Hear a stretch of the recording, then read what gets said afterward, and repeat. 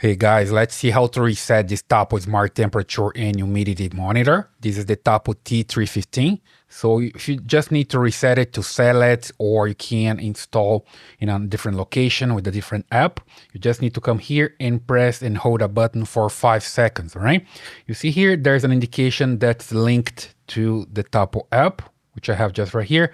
So you can just come here to the Tapo app and remove it. You see that I come here to the sensor, you see Tapo T315, wait for it to load. Then here I come to the setup or the configuration, and all the way down I find the button here to remove it. So I just tap on it, and here can remove. And just pay attention to this link here, it's going to disappear, right? So it's not linked anymore here to the Tapo app. It's not available here anymore.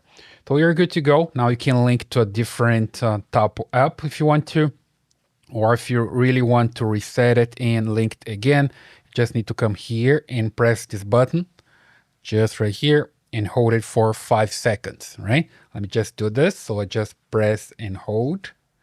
There we go. 1, 2, 3, 4, 5. And you see that's flashing right now. Okay, then I can just come here and add the device again. Here in the plus signal, add a device. Then I look for sensors, Tapo T315. Here is going to connect to the Tapo Hub. It's mandatory to have a Tapo Hub available, so I can use this one. And here battery are installed, it's blinking, and now it's looking for the device. Okay, so basically it represents my Tapo Hub connecting to the Tapo Smart Temperature and Humidity Monitor. You found it, so here just need to name it and hit next, select a location, next again, select an icon, next one more time, and check firmware, okay? So it sounds good, and it's now available here again on my Tapo app, and shows the temperature and also shows here the humidity, and I can change here from Celsius to Fahrenheit if I want to. I just press once here, and it changes, right? So it's working.